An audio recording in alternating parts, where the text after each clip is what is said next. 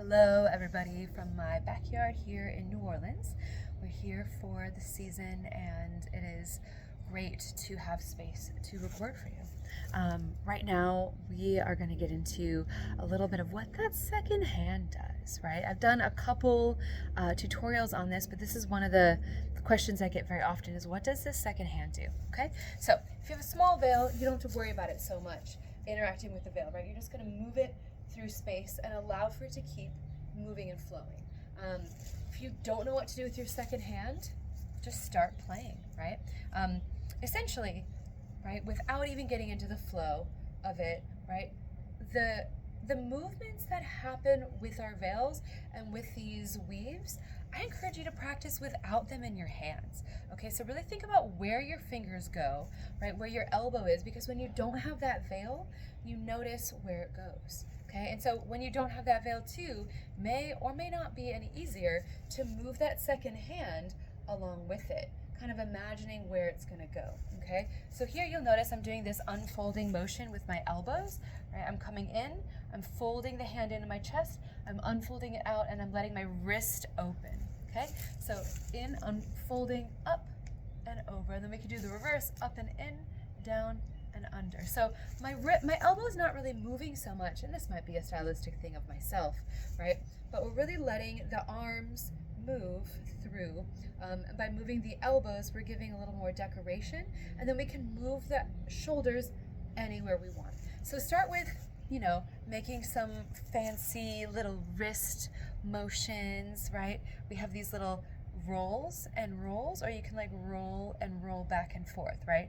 We can give a little bit of flair. You can access your fingers and start to play with what your fingers are doing, right? If you have a board finger or a board hand, we got to add some fingers into it.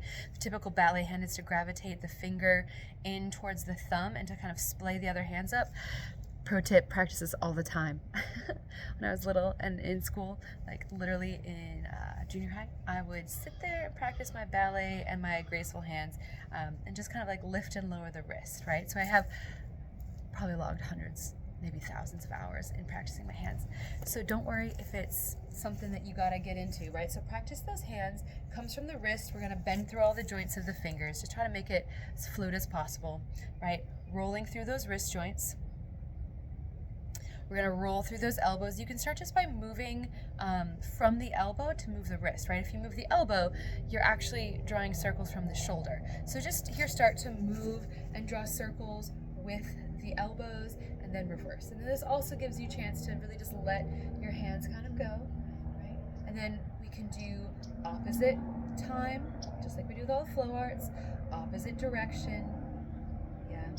We can start to like weave them in and forward, kind of like we're doing our weave.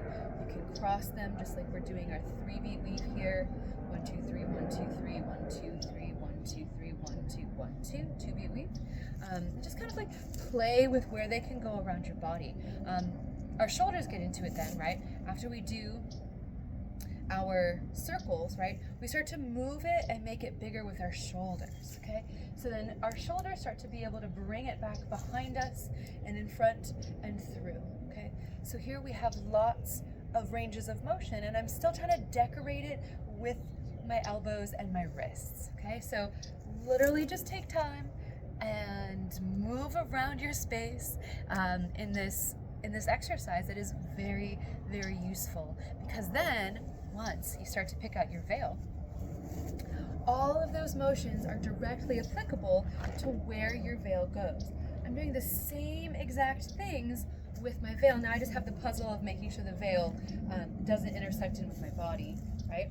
And then my second hand here starts to intersect, right, and move with the veil and flow with it, right? So I'm keeping both arms moving.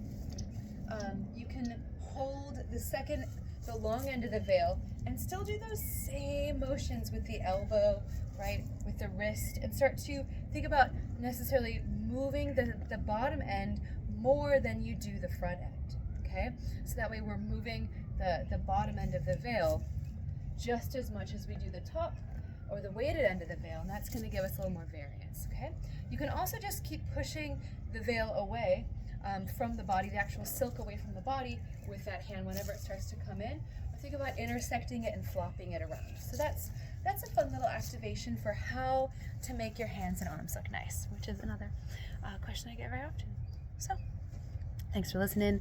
Hope that you have a fun time with that. See ya.